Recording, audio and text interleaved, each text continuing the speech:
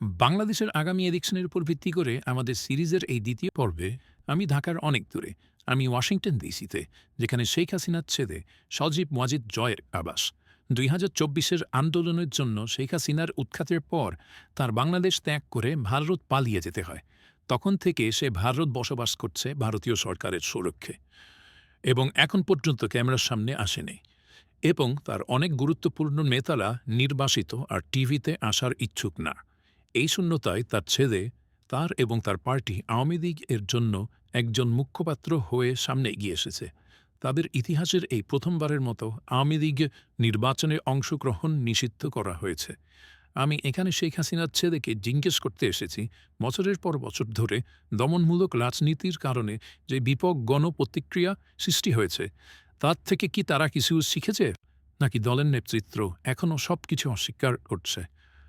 মৌলিকভাবে জানতে চাচ্ছি যে আওয়ামী লীগ, যারা বাংলাদেশের রাজনীতিতে এত একটা প্রভাবশালী দল, তাদের কি কোনো ভবিষ্যৎ আছে? মিস্টার ওয়াজিদ, আপনাকে অনেক ধন্যবাদ আমাদের সাথে কথা বলার জন্য।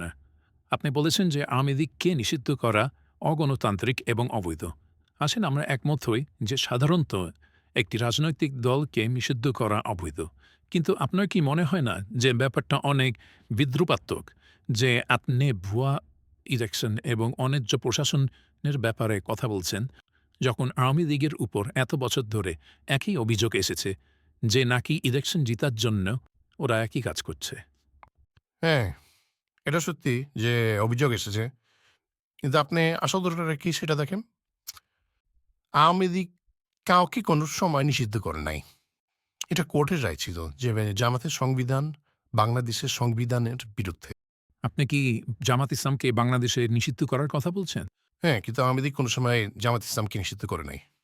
আপনারা কাউকে নিষিদ্ধ করেন নাই, কিন্তু একই সঙ্গে, আর এটা অনেকগুলি সূত্রের মধ্যে শুধু একটা, যেটা আমি নাম উল্লেখ করব, হিউম্যান রাইটস ওয়াচ বলেছে যে হাসিনার নেতৃত্বের সরকার ইলেকশন কমিশন সহ সব গুরুত্বপূর্ণ প্রতিষ্ঠান কবজা করে ফেলেছিল। মার্কিন যুক্তরাষ্ট্রের স্টেট ডিপার্টমেন্ট বলেছে যে ২০২৪-এর ইলেকশন, মানে গত ইলেকশন যেটা আওয়ামী লীগ বড় ভোটের পার্থক্যে জিতেছে, নাকি স্বাধীন বা ন্যায় ছিল না। ইউএনের হিউম্যান রাইটস কাউন্সিল বলেছে যে আওয়ামী লীগের জয় নিরাপত্তা বাহিনীর অনিয়ম, সহিংসতা ও ভয়ভীতি প্রদর্শনের কারণে বিধ্বস্ত। আপনি চাইলে আমি বলতে থাকতে পারি। না, না, আমি সবই শুনেছি। দেখেন, আপনি যদি ২০১৮ ইলেকশনের কথা চিন্তা করেন, আমাদের যে সার্ভে ছিল, তারপর আমেরিকাতে যে সার্ভে করা হয়েছিল, সব এটাই দেখাচ্ছিল যে আওয়ামী লীগই জিতবে। সেটাও বড় ভোটের পার্থক্যে। আমরা কেউ কোনো অনিয়ম চাই নাই।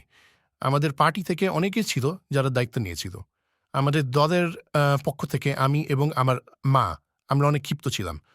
আমরা একটা সুস্থ নির্বাচন চেয়েছিলাম। কারণ সেই নির্বাচনে এ আমরা এমনি জিততাম।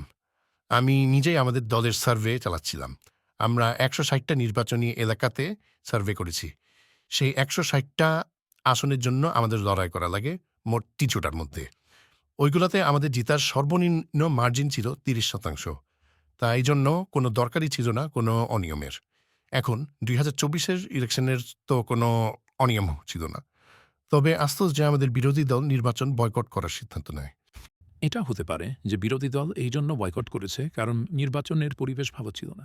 তারা বলছিল যে ইলেকশনগুলো নিরাপত্তার বাহিনীর সহিংসতা এবং ভয়ভীতির দ্বারা বিধ্বস্ত ছিল। ইলেকশন কমিশনকে কবজা করে ফেলা হয়েছিল আপনার মাস সরকার দ্বারা। এসব তো অনেক বড় অভিযোগ।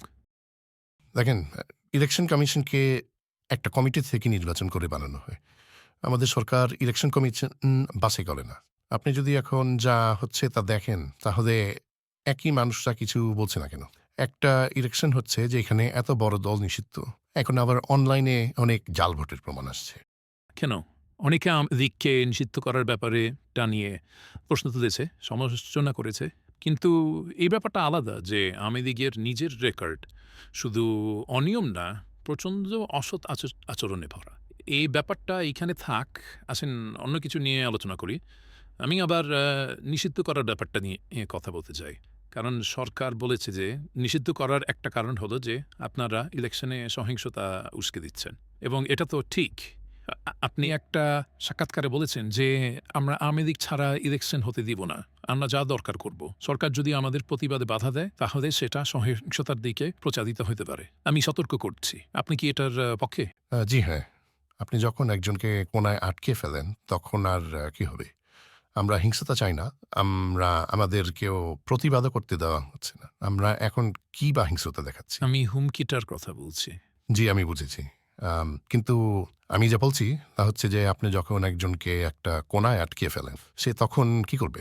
আপনি আপনাদের সমর্থকদেরকে বা প্রতিবাদকারীদেরকে বলতে পারতেন উস্কানির জবাব না দিতে। আপনার দলের একজন দায়িত্বশীল সদস্য হিসাবে আপনি তাদেরকে বলতে পারতেন উস্কানি দিয়েও হিংস্রতায় না যেতে। কারণ তা হলে আপনি সরকারকে ঠিক প্রমাণ করছেন। কারণ তারা আপনি যা বলছেন তা দেখে বলবে যে এই জন্যই আমাদের আওয়ামী লীগকে নিষিদ্ধ করতে হবে, কারণ তারা হিংস্র হয়ে গিয়েছে। তাহলে এই যে এখনের যে শাসন ব্যবস্থা যা করছে, তারা যা সহিংসতা দেখাচ্ছে, এটা কি ঠিক? ২ টা ভুল মিলে একটা ঠিক হয় না। গত জুলাইয়ের প্রতিবাদের পর আমাদের শত, শত কর্মী নিহত হয়েছে। ৩০ জনের ৩০ জন তাই মেরে ফেলা হয়েছে। একজন সংখ্যালঘু হিন্দু ভদ্রলোক, যিনি আমাদের দলের নেতা ছিলেন, গ্রেফতার অবস্থায় মারা গিয়েছেন গত সপ্তাহতে। আপনি বলেন যে ২ টা ভুলে একটা ঠিক হয় না।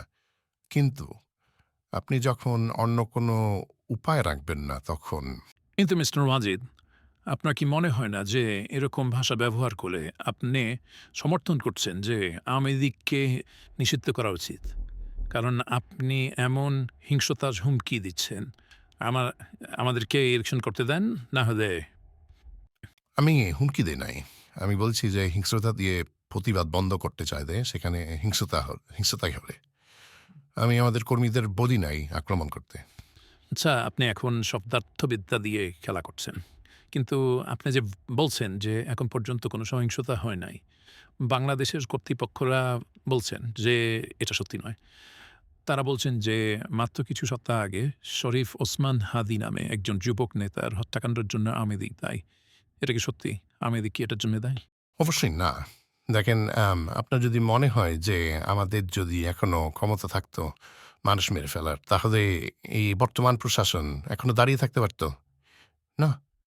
বর্তমানে আওয়ামী লীগে হিংস্র মানুষজন নাই, যেটা অন্য দলে আছে। পাকা পুলিশ তো উল্টা কথা বলছে। তারা বলছে যে শুটারটা সরাসরি ছাত্রলীগের সাথে জড়িত ছিল। হাদিকে নাকি হত্যা করা হয়েছে কারণ সে আপনার দলের একটা বড় সমালোচক ছিল, প্রহিংসার জন্য। আমি জানি না শুটার কে। অনেক নাম এসেছে। তারা এতজনের নাম বলেছে যাদের এটার সাথে কোনো সম্পর্কই নেই। এবং ছাত্রলীগের ব্যাপারে যদি বলি, এতজন এটার সাথে জড়িত ছিল, বিশেষ করে যখন আমরা সরকারে ছিলাম, সে কি আসলেই জড়িত ছিল? কতটা জড়িত ছিল? সে কি কোনো পদ ধারণ করত? আপনি তো আওয়ামী লীগকে সবকিছুর জন্য দোষ দিচ্ছেন। কিন্তু এটা তো অনুমান করে ন্যায্য। কারণ আপনি একদিকে সহিংসতার হুমকি দিচ্ছেন, তারপর আরেকদিকে আসলেই সহিংসতা হচ্ছে। ২ টাকে যুক্ত করা খুব সহজেই সম্ভব। আমার মনে হয় না সম্ভব। আওয়ামী লীগের মানুষকে এখন রাস্তায়ও দেখা যায় না। হাজার হাজারকে গ্রেফতার করা হয়। প্রতিবাদ করতে গেলে সবাইকে গ্রেফতার করে ফেলা হয়। তাই জন্য বলছি, আওয়ামী লীগ কোনো সহিংসতার সাথে যুক্ত নয়। এখন আমাদের ক্যাম্পেইন হচ্ছে যে আমরা বলছি মানুষকে যে এই ভুয়া ইলেকশনে ভোট না দিতে। আপনাকে একটা প্রশ্ন করি। আপনাকে যে শুনবে তার মনে হবে যে আপনার কোনো স্বীকৃতি নাই। এই যে জনরস যা আপনার মাকে বহিষ্কৃত করেছিল, অনেক বছরের দমন যা রাজপথে ফেটে বের হয়ে এসেছে। আপনার মায়ের সরকার সেই বিদ্রোহ দমন করার চেষ্টায় এক নির্মম প্রচেষ্টা চালায়। তারা ব্যর্থ হন। তার দেশ ত্যাগ করতে হয়। এর জন্য কি আপনাদের কোনো হয় না? এটা সত্যি নয়। আপনি যদি আমার অনলাইন বর্ণনাগুলো শুনেন, আমি বলেছি আমাদের সরকার প্রতিবাদটা ভুলভাবে সামাল দিয়েছে। আপনার কি মনে হয় না যে আপনার মায়ের আদেশে নিরাপত্তা বাহিনী দ্বারা শত শত নিরস্ত্র প্রতিবাদীদের হত্যার জন্য আপনি কি অনেক নরম শব্দ ব্যবহার করছেন? আমার মা এমন কোনো আদেশই দেননি। আমার মা যদি প্রতিবাদকারীদেরকে হত্যা করার জন্য প্রস্তুত থাকতো, তাহলে সে এখনো ক্ষমতায় থাকতো। আপনি যদি দেখেন এখন যা হচ্ছে, তারা কি কিছু করতে পারছে? না।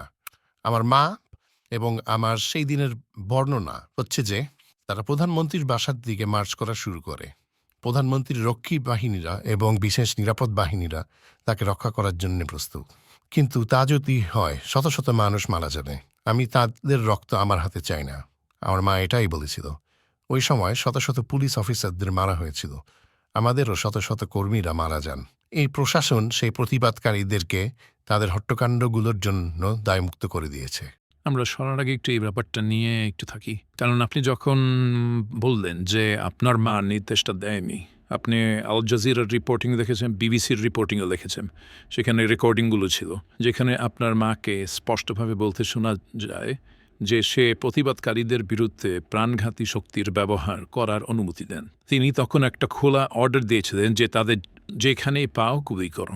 আসলে আল জাজিরা এবং বিবিসি দুইজন সেই ক্লিপটাকে প্রসঙ্গের বাইরে নিয়ে দেখাচ্ছেন।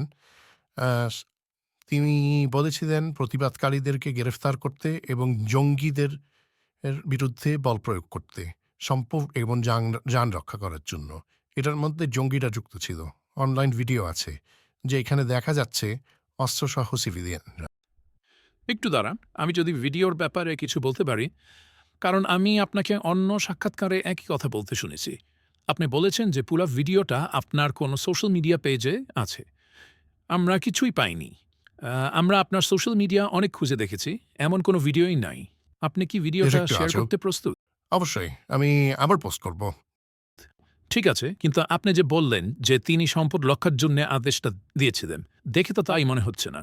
তিনি বলেছেন যে আমি এখন একটা ওপেন অর্ডার দিচ্ছি যে তাদেরকে যেখানে পাবে তাদের উপর গুলি চালানো হবে। এটা তো মনে হয় যে এটা একটা খুবই অনির্দিষ্ট আদেশ। কিন্তু এটা হচ্ছে হিংস্র প্রতিবাদকারীদের জন্য, অস্ত্রধারী প্রতিবাদকারীদের জন্য, জঙ্গিদের জন্য, নিরস্ত্র প্রতিবাদকারীদের জন্য নয়। যে কোনো দেশে যখন কোনো অস্ত্রধারী দল যখন পুলিশ আর মানুষের উপর গুলি করছে তখন পুলিশ কি আর করবে? আপনি অস্ত্রধারী প্রতিবাদকারী এবং জঙ্গিদের ব্যাপারে কথা বলেছেন, কিন্তু আপনি দেখেন এখানে কাদের উপর গুলি চালানো হয়েছে। আবু সাইদ, একজন ২৫ বছরের নিরস্ত্র কলেজের ছাত্র, যাকে পুলিশ পয়েন্ট ব্ল্যাঙ্ক থেকে গুলি করে হত্যা করে। ঘটনাটা ক্যামেরাতে রেকর্ড হয় এবং ভিডিওটা অনেক ভাইরাল হয়। সে কি একজন চরমপন্থী ছিল? জুবায়েদ হোসেন ইবন, ১২ বছর, তাকে সুরক্ষা বাহিনী হেলিকপ্টার থেকে মাথায় গুলি করে হত্যা করে। মীর রহমান মুগ্ধ, সেও ২৫ বছরের, সেও স্টুডেন্ট, সেও অস্ত্রহীন, তাকেও পুলিশ গুলি করে হত্যা করে যখন সে প্রতিবাদকারীদের মধ্যে পানি বিতরণ করছিল। এরা সবাই কি চরমপন্থী? এটা একটা অনেক হিংস্র পরিস্থিতি ছিল। সেখানে কিছু পুলিশ অফিসাররা ছিল যারা অতিরিক্ত বল প্রয়োগ করেছে। আমাদের সরকার সেই সময় অনেক পুলিশ অফিসারদেরকে সাসপেন্ড করেছে। আমরা একটা বিচারক কমিটি করেছি তদন্ত করার জন্য। সেই তদন্তগুলি চালিয়ে দিতে দেওয়া হয়নি কেন? আপনি আপনার মা, জুবায়েদ হোসেন ইমন, মীর রহমান মুগ্ধ, আবু সাইদ, এইসব নিহতদের পরিবারের কাছে ক্ষমা চাইতে কি প্রস্তুত?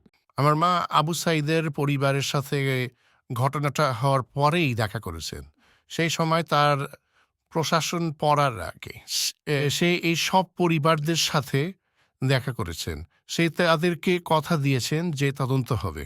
কিন্তু বেশিরভাগ ক্ষেত্রেই একাধিক তদন্তই দেখা গিয়েছে এবং একাধিক নজরদাররা বলেছেন যে যেই ১৪০০ মানুষ মারা গিয়েছেন তাদের মধ্যে বেশিরভাগ নিরস্ত্র প্রতিবাদকারী ছিলেন। এটা তো একটা বিশাল জি আমি জানি, পড়ার আগে নাম্বারটা ছিল ৮০০।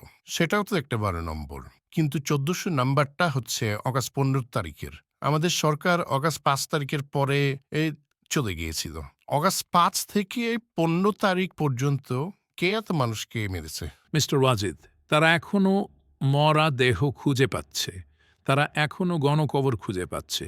সেটা পুরাপুরি এই প্রশাসনের সাজানো। কোনো কবর নাই। আপনি গণকবরগুলি অস্বীকার করছেন? আমি কোনো গণকবরের ব্যাপারে ছিল। এরকম একটা পাওয়া গেছে যেখানে ১৪০ জনের দেহ ছিল। কিন্তু আমাদের সরকার পড়ার পর যে ৫০০ জনকে মারা হলো তাদেরটা কি হবে? তাদেরকে হত্যা কে করলো? আবার আপনি তো হোয়াটঅ্যাবাউটারি করছেন।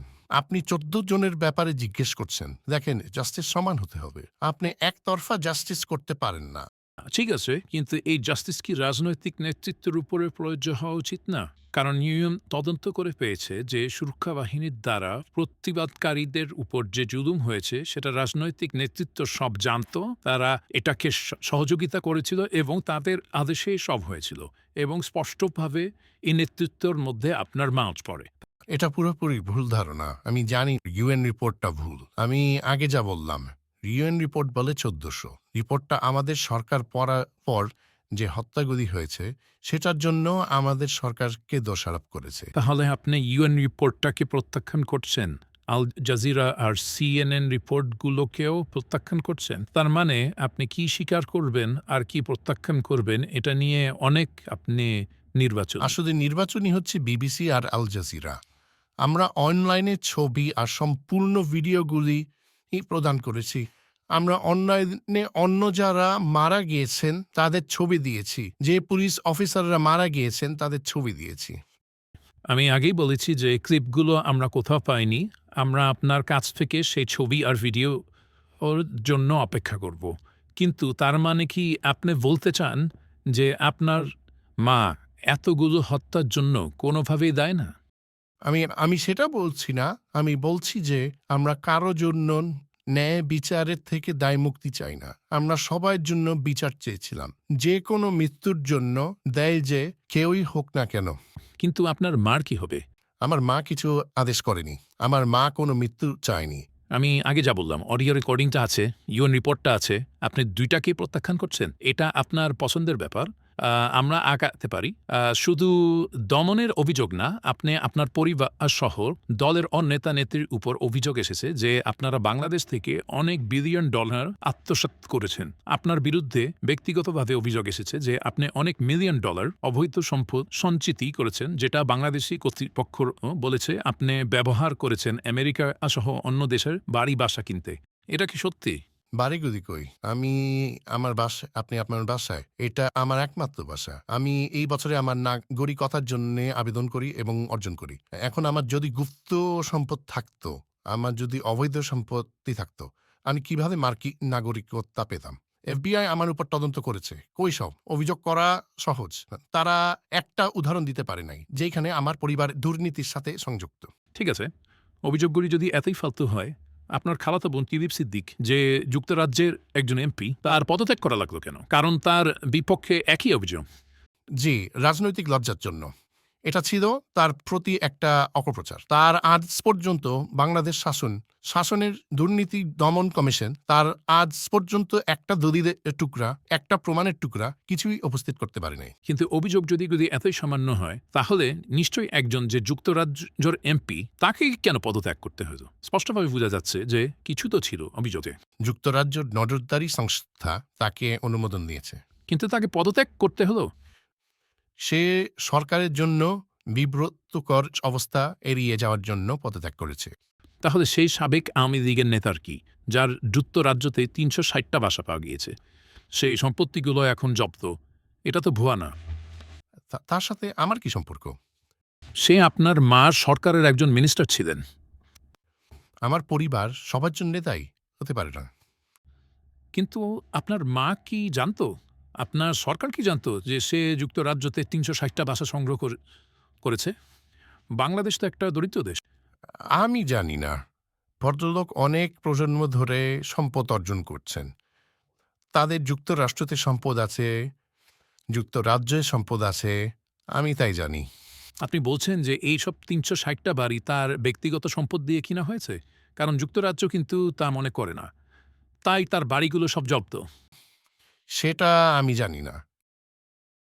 আপনার মা তার বিরুদ্ধে কোনো পদক্ষেপ নিয়েছে? আমরা এর আগে এসবের ব্যাপারে জানতাম না। অভিযোগগুলি এসেছিল যখন আপনারা ক্ষমতায় ছিলেন। জুলাই গণঅভ্যুত্থানের আগে খবর প্রথম এসেছিল ২০২৩ শেষে এবং ২০২৪ প্রথমে। আমি দুঃখিত যে আমি এটার ব্যাপারে কিছুই জানি না। আমি আসলে এটার ব্যাপারে কিছু জবাব দিতে পারব না। কিন্তু এটা কি আপনাকে চিন্তায় ফেলায় না যে আপনার মায়ের সরকারের অনেক বড় আকারের দুর্নীতির সম্ভবত ছিল? সেখানে কি কিছু দুর্নীতিবাজ মানুষ ছিল? সম্ভবত। বা যে কোনো দেশে ১০০ ভাগ দুর্নীতির বিপক্ষে নিয়ন্ত্রণ করা অসম্ভব। আমরা অবশ্যই চেষ্টা করেছিলাম। আমরা অনেককেই আইনের আওতায় এনেছিলাম। আমার মা উন্নয়নের দিকে মনোযোগী ছিল। আমি আপনাকে আরেকটা ব্যাপারে জিজ্ঞেস করতে চাই। যে ব্যাপারটা উঠছে, আম সেটা হচ্ছে যে ইন্ডিয়া আর বাংলাদেশের মধ্যে যেই উত্তেজনা বাড়ছে, আর তার প্রধান কারণ হচ্ছে আপনার মার ভারতে থাকা নিয়ে। সে সেইখানে ১.৫ বছর ধরে আছে। বাংলাদেশ চায় ইন্ডিয়া তাকে ফিরিয়ে দিক। এখন পর্যন্ত তারা বলেছে যে না। নিশ্চয়ই ব্যাপারটা অশনীয়। আপনাদের কি অন্য কোনো পরিকল্পনা আছে? কিসের অন্য পরিকল্পনা? আপনার মা যে ভারতে, কতদিন আর এটা সম্ভব হবে? নিশ্চয়ই তার ইন্ডিয়াতে থাকার পরিকল্পনা আপনাদের ছিল না? না, এটা ভুল ধারণা। আসলে ভারত এখন তার জন্যে পৃথিবীতে সবচেয়ে নিরাপদ জায়গা। তাহলে কি প্রথম থেকেই পরিকল্পনা ছিল ভারত থাকার? দেখেন, এটা তো আর একটা পরিকল্পিত পরিস্থিতি ছিল না। এটা মুহূর্তের উদ্দীপনায় সেখানে যাওয়া হয়। ভারত তার জন্যে সবচেয়ে সুরক্ষিত জায়গা। আমার মা আসলেই দেশে ফেরত আসতে চায়। সে রিটায়ার করতে চায়। সে দেশের বাইরে থাকতে চায় না। কিন্তু সেটা তো এখন সম্ভব না। এখন সম্ভব না। কোনো একদিন সম্ভব হবে। আমি যা বলছিলাম, তিনি যখন ভারতে যান তখন তার খবর ছিল এমন যে সে নাকি এমন একটি দেশ খুঁজছিল ভূরাজনৈতিকভাবে সংবেদনশীল। আর সে কি এই জন্য থেকে গেল? কারণ তাকে অন্য কোনো দেশ নিতে চাইল না? দেখেন, আমি অন্য কোথাও যাওয়ার জন্য কোনো চেষ্টা করি নাই। ভারত তার জন্য সবচেয়ে নিরাপদ জায়গা। কিন্তু উত্তেজনা এই জন্য না, কারণ আমার মা ওইখানে। উত্তেজনা হচ্ছে সন্ত্রাসবাদ এর উত্থানের জন্য। ইউনুসের শাসন ব্যবস্থা অপরাধী সন্ত্রাসবাদীদেরকে জেল থেকে ছাড়া দিয়ে দিয়েছে। আর ভারত তাদের পূর্ব সীমান্তে সন্ত্রাসবাদ নিয়ে চিন্তিত। পাকিস্তানকে ভারতের মধ্যে মুক্ত হাত দিয়ে দেওয়া হয়েছে। আসলে বাংলাদেশ আপনার মার ব্যাপারে অভিযোগ করেছে যে সে ভারতে বসে সে অগ্নিসংযোগমূলক বক্তব্য দিচ্ছে। সেটা একটা কারণ। আরেকটা কারণ হচ্ছে যে ভারত তাকে প্রত্যর্পণ করছে না। তার মানে আপনি বলছেন যে এর প্রশাসন অভিযোগ করছে যে আমার মার কথা বলার স্বাধীনতা কেন আছে? তারা এত ভয় পাচ্ছে যে সে কথা বলছে? আমি আপনাকে এই জন্য জিজ্ঞেস করছি কারণ এটাই রাজনীতি। আপনার কি মনে হয় যে প্রত্যর্পণের অনুরোধ আজীবন ভারতের পক্ষে আটকিয়ে রাখা সম্ভব? কারণ সরকার বদলায়, তারা এখনই আগামী প্রশাসনের মানুষের সাথে কথা বলার আর জনচেষ্টা করছে। তাই এমন একটা সময় আসতে পারে যখন তারা বলতে পারে তাদের পক্ষে ব্যাপারটা আটকিয়ে রাখা আর সম্ভব না। প্রত্যর্পণের অনুরোধ একটা আইনি প্রক্রিয়া। তাদের ভারতীয় আদালতে প্রমাণ হাজির করতে হবে এবং বাংলাদেশের শাসন ব্যবস্থার কাছে আমার মায়ের বিরুদ্ধে কোনো প্রমাণ নেই। তাকে দোষী দাবি করা একটা মিথ্যা বিচার ছিল। আপনি এখন আপনার মার বাংলাদেশ আদালতের মামলার কথা বলছেন। তাকে সেইখানে মৃত্যুদণ্ড দেওয়া হয়েছে। মামলাটা একটা ভুয়া মামলা ছিল। আমার মাকে তার নিজের উকিলও দেওয়া হয় নাই এবং আইন পরিবর্তন করা হয়েছে আদালত বিচারটা সক্ষম করার জন্য। সংসদ ছাড়া আপনি আইন পরিবর্তন করতে পারেন না। যদি প্রত্যর্পণ প্রক্রিয়া নিয়ে কিছুই বলি, এটা একটা আইনগত প্রক্রিয়া আগাতে হবে। সেটা ছাড়া কোনো প্রত্যর্পণ সম্ভব না। কিন্তু আমি আপনাকে যেটা বলছি, তাকে যে ভারত থেকে ভারতে থাকতে দেওয়া হলো, এটা ছিল একটা রাজনৈতিক সিদ্ধান্ত। আপনি জানেন এটা। আমি যা বলছি সেটা হচ্ছে যে রাজনীতি তরল পশু। আর যে কোনো সময় বাস্তবতা বদলিয়ে যেতে পারে। আপনাদের কি কোনো পরিকল্পনা অন্য কোনো পরিকল্পনা আছে? আসলে না, আমরা এতই ভারতে বিশ্বাসী। ভারতে যথাযথ প্রক্রিয়া আছে। ভারত বাংলাদেশের মতো ক্যাঙ্গারু কোর্ট না এবং তারা আমার মাকে হস্তান্তর করবে না। আপনি কি বলছেন যে ভারত আপনাকে নিশ্চয়তা দিয়েছে? না, আমি বলছি না আমাকে কোনো নিশ্চয়তা দেওয়া হয়েছে। আমি আমার জীবনের ১৩ বছর ভারতে কাটিয়েছি। আমি জানি যে ভারত একটা আইনের দেশ। আচ্ছা, আজকে শেষ করি এটা আজকে শেষ করি এটা জিজ্ঞেস করে যে বাংলাদেশের ভবিষ্যতে কি আওয়ামী লীগের কোনো জায়গা আছে? অবশ্যই, আওয়ামী লীগ কোথাও যাচ্ছে না। এটা হচ্ছে দেশের সবচেয়ে পুরানো আর সবচেয়ে বড় দল। আমাদের ভোটের ভাগ হচ্ছে ৪০-৫০%। আপনার কি মনে হয় ৪০-৫০% মানুষ সমর্থন করা ছেড়ে দিবে? আর একটা ১৭ কোটি মানুষের দেশে সেটা হলো ৬-৭ কোটি ভোটার হচ্ছে আওয়ামী লীগের ভোটার। আপনার কি মনে হয় তারা সবাই আওয়ামী লীগকে সমর্থন করা ছেড়ে দিবে? আমি জিজ্ঞেস করছি কারণ আপনি বলেছেন যে আপনার মা এরপর রাজনীতি থেকে রিটায়ারমেন্টে চলে যাবেন। তার মানে তারপর সে যদি কোনোদিন বাংলাদেশে আসে, সে আর রাজনীতিতে থাকবে না। না, তিনি বুড়া। আমার মা বৃদ্ধ। এটা এমনিও তার শেষ টার্ন হওয়ার কথা ছিল। তার মানে কি হাসিনার যুগ কি শেষ? সম্ভবত। ঠিক আছে, তার মানে আপনি বলছেন আওয়ামী লীগ যদি আবার রাজনীতিতে আসে তাহলে তারা আপনার মা ছাড়া আসবে। হ্যাঁ, আওয়ামী লীগ হচ্ছে একটা রাজনৈতিক দল। তারা সবচেয়ে পুরানো দল। তারা ৭০ বছর ধরে আছে। তারা চালিয়ে যাবে। আমার মা থাকুক আর না থাকুক, কেউ চিরদিনের জন্য বেঁচে থাকে না। কেন তরুণ বাংলাদেশিরা, অনেকেই যারা গণ অভ্যুত্থানের জন্য দায়ী ছিল, যেটা আপনার মাকে উৎখাত করেছে, তারা কেন আপনাদের দলের উপর আস্থা রাখবে? তাহলে আমরা কেন একটা ন্যায় ভোট করে বাংলাদেশের মানুষকে সিদ্ধান্ত নিতে দিচ্ছি না? ১৭ বছর ধরে যে উন্নয়ন আওয়ামী লীগ করেছে, যে স্থিতিশীলতা আর নিরাপত্তা তারা নিশ্চিত করেছে, জঙ্গিবাদকে যে এই স্বাধীনতা মানে বাধা যেটা তারা দিয়েছে, এটা বাংলাদেশে তা আর কখনো বাংলাদেশ সেটা আর কখনো দেখে নাই। এটা হচ্ছে একটা জিনিস যেটা কেউ অস্বীকার করতে পারবে না, যে অর্থনৈতিক উন্নয়ন, নিরাপত্তা আর স্থিতিশীলতার এই ১৭ বছরে বাংলাদেশে এসেছে, সেটা বাংলাদেশের ইতিহাসে আর কোনো সময় হয় নাই। তাহলে তাকে উৎখাত করার জন্য মানুষ কেন রাস্তায় নেমে আসছো? নিশ্চয় কিছু গভীরভাবে ভুল ছিল। আমি আপনাকে আমার এই ধারণাটাই রেখে শেষ করতে চাই। অবশ্যই গণ অভ্যুত্থানের পর একটা বিশৃঙ্খলা আসবে, কিন্তু আপনারা কি এটার কারণ নাকি এটার ঔষধ? আপনি নিশ্চয়ই একমত যে এটা হচ্ছে বিতর্কের যোগ্য। ১৭ বছরে আমাদের সরকার কি কোনো ভুল করেছে? কেউ কি কিছু জিনিস বেশি করে ফেলেছে? হ্যাঁ, আমি নিজেই অনেককে নিয়ে খুশি ছিলাম না। আমার নিজেরই মনে হয় যে আমাদের নিজেদের দলের মধ্যে কিছু মানুষের এর জবাবদিহি করা উচিত ছিল, কিন্তু তাদের করতে হয়নি। এটা কি এখন সম্ভব না? না, আপনি দেখেন গত ১.৫ বছর ধরে কি হচ্ছে। এখন অবস্থা আরও অনেক খারাপ। অর্থনীতি ডুবে গিয়েছে। দেশে কোনো আইন কানুন নাই। জঙ্গিরা প্রচণ্ড বেড়ে গিয়েছে। আর এখন একটা পুরা ভুয়া, হাস্যকর ইলেকশন হচ্ছে। আমি যা বলছিলাম, কারণ নাকি ঔষধ, ব্যাপারটা বিতর্কের বিষয়। অনেকেই বলছেন যে আওয়ামী লীগ একই অপরাধগুলোর জন্য দায়ী। কিন্তু আপনাকে অনেক ধন্যবাদ আমাদের সাথে কথা বলার জন্য এবং আমাদেরকে সময় দেওয়ার জন্য। ধন্যবাদ।